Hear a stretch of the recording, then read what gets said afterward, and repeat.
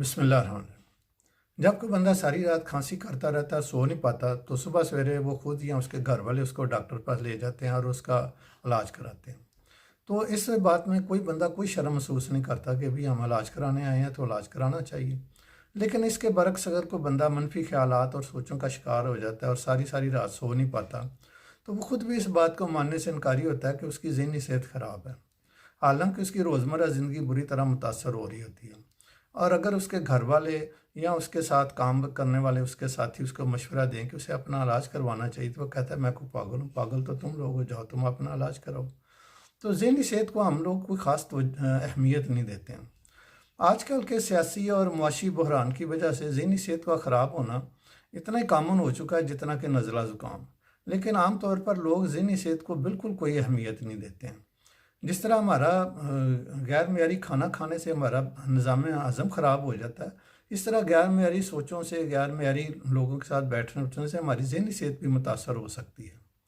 ذہنی صحت خراب ہونے کی موٹی موٹی سی کچھ علامات ہیں۔ اگر کوئی بندہ تھوڑی سی توجہ سے سیلف انالیسس ساتھ ساتھ کرتا رہے تو اس کو پتہ چل سکتا ہے کہ اس کی ذہنی صحت کیسی ہے، اور اگر کوئی خرابی سامنے آئے تو اس کو پھر اس کے مطابق وہ اس کا علاج بھی کرا سکتا ہے۔ مثلا منفی خیالات کا آنا اور آنے کے بعد جانا ہی نہ، یعنی کہ برا خیال ذہن میں پھنس جاتا ہے اور ساری رات بندہ اسی خیال کی جگالی کرتا رہتا ہے، اور اس طرح ساری رات آنکھوں میں گزر جاتی ہے۔ اس طرح کچھ لوگ جو ہوتے ہیں وہ ہر وقت غصے میں رہتے ہیں، چھوٹی چھوٹی باتوں پر شدید رد عمل دیتے ہیں۔ غصے کا جب بیرونی اظہار کرتے ہیں تو دوسروں کو نقصان پہنچانے کی باتیں کرتے ہیں، اور جب اندرونی اظہار یعنی ڈپریشن کا شکار ہو جاتے ہیں تو پھر اپنے آپ کو نقصان پہنچانے کی باتیں کرتے ہیں۔ یہ لوگ جو ہوتے ہیں یہ منٹ میں تولا اور منٹ میں معاشا ہو جاتے ہیں، کبھی صدقے واری جاتے ہیں اور کبھی گالی گلوچ کرتے ہیں۔ ایک دم یہ ہائی فیل بھی کرنا شروع کر دیتے ہیں اور ایک دم لو بھی فیل کرتے ہیں۔ اور یہ بھی دیکھا گیا کہ بغیر وجہ کے کئی لوگ بہت زیادہ خوش ہو جاتے ہیں اور بغیر وجہ کے افسردہ بھی ہوتے ہیں۔ ان کے پوچھے یار افسردگی کی کیا وجہ ہے، تو کوئی خاص وجہ بتاتے ہی نہیں ہیں، یا خوشی میں بتائیں بھی کیوں اتنا خوش ہو رہے ہو، تو بس وہ بھی کوئی خاص وجہ نہیں بتاتے، لیکن کبھی بہت زیادہ خوش ہوتے ہیں اور کبھی بہت زیادہ افسردہ ہوئے ہوتے ہیں۔ اور کچھ لوگ تو بالکل ہی بے چین روح ہوتے ہیں، وہ بات بات پر ہی کبھی خود کو گالیاں دینی شروع کر دیتے ہیں اور کبھی دوسروں کو گالیاں شروع کر دیتے ہیں، اور اپنی کسی قسم کی ذمہ داری قبول نہیں کرتے بلکہ دوسروں پر الزام لگاتے رہتے ہیں۔ اور زندگی میں کوئی چھوٹی موٹی مشکل آ جائے تو ایک دم فرسٹریشن اور انگزائٹی کا شکار ہو جاتے ہیں۔ اور کچھ لوگ ایسے ہوتے ہیں جنہوں نے اپنی طبیعت کو بہت زیادہ حساس بنایا ہوتا ہے اور چڑچڑے پن کا شکار ہوئے ہوتے ہیں، اور کچھ لوگ لوگوں سے کنیکٹ کرتے ہوئے بہت مشکل محسوس کرتے ہیں، مثلا فون کال ہی نہیں اٹینڈ کرتے۔ میرے کچھ دوست ہیں جن کو میں فون کال کروں تو وہ فون بالکل نہیں اٹینڈ کریں گے، بلکہ 15-20 منٹ بعد وہ کال کریں گے اور یا میسج کر دیں گے۔ تو یہ کنیکٹ کرتے ہوئے جو ہے نا کافی مشکل محسوس کرتے ہیں، اور کئی دوست جو ہیں وہ کسی ایک کام پر فوکس نہیں قائم رکھ پاتے، بلکہ ایک کام شروع کیا اس کو ادھورا چھوڑ کر دوسرا شروع کر لیا، دوسرے کو مکمل نہیں کیا پھر تیسرا شروع کر لیا۔ تو یہ لوگ جو ہوتے ہیں بے بنیاد قسم کے خوف اور وسوسوں کا شکار ہوتے ہیں۔ میرا آفس 10th فلور پر تھا، تو میرے ایک کولیگ تھا تو اس کو لفٹ میں بیٹھنے کا خوف تھا، تو وہ 10ویں فلور تک سیڑھیاں چڑھ کے آتا تھا، اور دن میں کئی دفعہ دفتر سے باہر کا بھی کوئی کام پڑ جاتا تو پھر وہ سیڑھیاں اترنیاں سیڑھیاں چڑھنیاں، تو وہ اسی میں رہتا تھا۔ لیکن وہ اس کو کہنا کہ یار تم لفٹ کے بیٹھنے کے خوف سے کچھ علاج کرا لو، تو لیکن وہ نہیں کرانا، اور سارا دن خود بھی خوار ہوتے رہنا اور دوسروں کو بھی کرتے رہنا۔ تو اسی طرح جو ہے چھوٹی چھوٹی باتوں کی جو سٹریس ہے کچھ لوگ بہت زیادہ لے جاتے ہیں اور اس کو مینیج نہیں کر پاتے، اور خود بھی پریشان ہوتے ہیں، دوسروں کو بھی پریشان رکھتے ہیں۔ کچھ لوگوں پر پرفیکشنزم کا بھوت سوار ہو جاتا ہے۔ کئی لوگ، میرے 1-2 کولیگ تھے آفس میں، وہ رپورٹ تیار کرنی کسی کیس کی، انہوں نے ایک دفعہ تیار کی پھر پھاڑ دیا، یار یہ ٹھیک نہیں ہے، پھر دوسری تیسری، وہ 4-5 دفعہ ایک ہی رپورٹ تیار کرتے رہتے ہیں، اور ان کے ذہن میں ہوتا ہے کہ باس جو ہے اس میں کوئی غلطی نہ نکال لے، اور اگر باس نے کوئی چھوٹی موٹی اس میں غلطی نکال دی تو بس یہ پریشان ہو جاتے ہیں۔ اور ایسے جب پریشان ہو جاتے ہیں تو پھر کثرت سے چائے کا استعمال، کافی اور ہائی انرجی ڈرنکس پینا شروع کر دیتے ہیں، اور کچھ لوگوں کو تو سگریٹ نوشی کی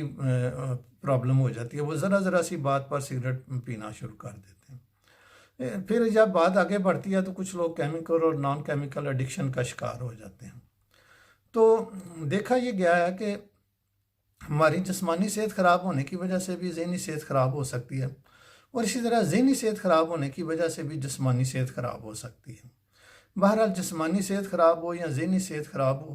دونوں کے نتیجے میں بندے کی زندگی کی کوالٹی بہت زیادہ خراب ہو جاتی ہے۔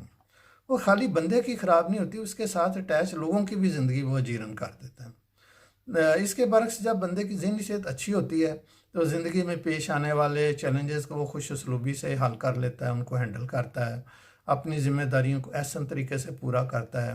اپنے ساتھ ساتھ دوسروں کی کیئر کرتا ہے، اپنے حقوق اور فرائض احسن طریقے سے ادا کرتا ہے، اور اس کا موڈ مزاج خوشگوار رہتا ہے۔ تو اگر ہمیں اپنی روزمرہ لائف میں کوئی اپنی ذہنی صحت کے متعلق چھوٹی موٹی خرابی کا کچھ اندازہ ہو یا نہ بھی ہو، تو اس سے ہم بچنے کے لیے کچھ چھوٹے موٹے یہ اقدامات روزمرہ زندگی میں روٹین کے طور پر اڈاپٹ کر لیں تو ہماری ذہنی اور جسمانی صحت کافی بہتر ہو سکتی ہے، بلکہ بہتر سے بہترین ہو سکتی ہے۔ مثلا روزانہ کم از کم 30 منٹ کی واک کرنا، 8 گھنٹے کی نیند پوری کرنا، اور اپنے پیاروں سے لڑائی جھگڑے سے گریز کرنا، سادہ خوراک استعمال کرنا، اور دوسروں کو معاف کرنا اور شکر گزاری کا رویہ اختیار کرنا، اپنے رب سے تعلق کو مضبوط کرنے کے لیے مذہبی تعلیمات پر عمل کرنا، اور روشنی میں یعنی سورج کی روشنی میں زیادہ وقت گزارنا، اور کوئی نیا علم یا کوئی نئی سکل سیکھتے رہنا۔ اس طرح اپنا وزن، بلڈ پریشر، کولیسٹرول کو مقررہ رینج کے اندر اگر رکھا جائے تو اس سے بھی بہت دور از فوائد حاصل ہوتے ہیں۔ تو اپنے جو زندگی کے فیصلے ہیں ان کو زمینی حقائق کے مطابق کرنا چاہیے، اور اگر بندے نے کوئی زندگی کا مقصد طے کیا ہو تو اس کی تو بہت ہی ایک زندگی خوشگوار ہو جاتی ہے۔ تو اپنے آپ کو پرسکون رکھنے کی کوشش کریں اور اتھارٹی کے سامنے سرنڈر کریں، یعنی لا ابائڈنگ سٹیزن بنیں۔ تو ذہنی صحت کی خرابی کے جو زیادہ تر مسئلے مسائل ہیں وہ بغیر کسی دوائی کے لائف سٹائل چینج کر کے بھی حل کیے جا سکتے ہیں، یا آپ کسی سیانے بندے سے، کسی کونسلر سے، کسی کوچ سے، کسی مینٹور سے رہنمائی حاصل کر بھی ان کو حاصل کر سکتے ہیں۔ لیکن جو زیادہ سنگین نوعیت کے مسائل خراب ہوتے ہیں تو وہ بیسیکلی ہارڈ ویئر کے خراب ہوتے ہیں۔ یہ جو پہلے ہم نے باتیں ڈسکس کی ہیں یہ انسان کے ذہن میں جو اس کے نظریات ہوتے ہیں، خیالات ہوتے ہیں، ان سے متعلق ہیں۔ لیکن جب کسی بندے کا ذہن یعنی ہارڈ ویئر کے پرابلم آ جاتے ہیں تو وہ پھر اس کے لیے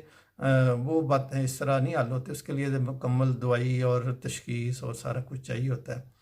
تو جو بھی صورتحال اس میں کسی مینٹل ہیلتھ پروفیشنلز کی ہیلپ لینی چاہیے، کسی ماہر نفسیات سے مشاورت کرنی چاہیے، تاکہ ہم خود اپنی زندگی کو بھی خوشگوار بنا سکیں، بہتر سے بہترین بنا سکیں، اور اس کے ساتھ ساتھ ہمارے جو گرد و نواح میں اٹیچ ہمارے پیارے ہیں، ہمارے ساتھ کام کرنے والے ہیں، ہمارے کولیگز ہیں، ان کی زندگی کو بھی ہم خوشگوار بنا سکیں۔